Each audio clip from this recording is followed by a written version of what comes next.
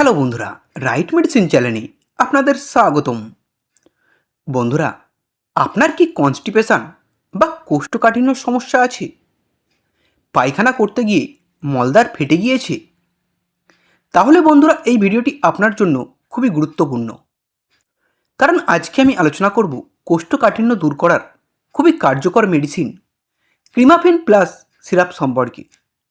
এই ক্রিমাফেন plus syrup কি, কেন, কিভাবে, কতটুকু পরিমাণ খাবেন তা সঠিক জানার জন্য এই ভিডিওটি শেষ পর্যন্ত দেখুন। বন্ধুরা, আপনি যদি আমাদের এই রাইট মেডিসিন চ্যানেলটি সাবস্ক্রাইব করে না থাকেন তাহলে সাবস্ক্রাইব করে নিন। এই ক্রিমাফেন প্লাস সিরাপটি তৈরি করে থাকেন অ্যাবট ফার্মাসিউটিক্যাল কোম্পানি।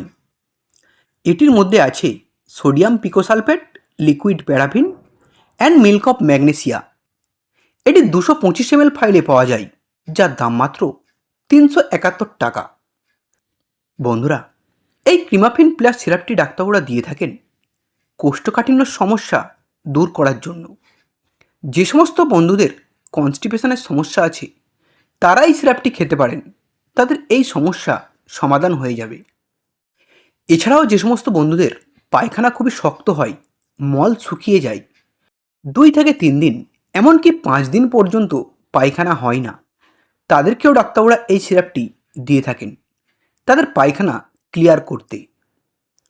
এছাড়াও যাদের অর্শের সমস্যা আছে, ফিসার, ফিস্চুলা বা পায়খানা করতে গিয়ে মলদ্বার ফেটে গিয়েছে এবং মলত্যাগ করতে খুবই কষ্ট হয়, তাদেরকেও ডাক্তারবাবুরা এই সিরাপটি দিয়ে থাকেন তাদের পায়খানা নরম করার জন্য।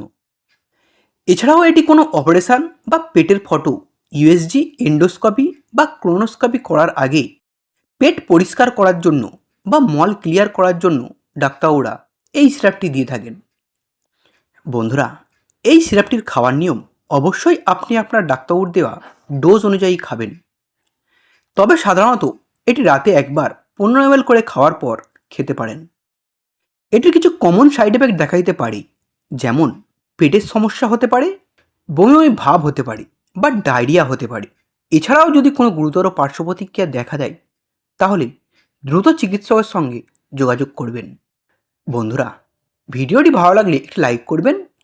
পরের ভিডিওটি কোন মেডিসিনে দেখতে চান তা কমেন্ট করবেন। এরকম আরও মেডিসিন সম্পর্কে ভিডিও দেখার জন্য এখনই চ্যানেলটিকে সাবস্ক্রাইব করবেন। ভিডিওটি শেষ পর্যন্ত দেখার জন্য আপনাকে অসংখ্য ধন্যবাদ।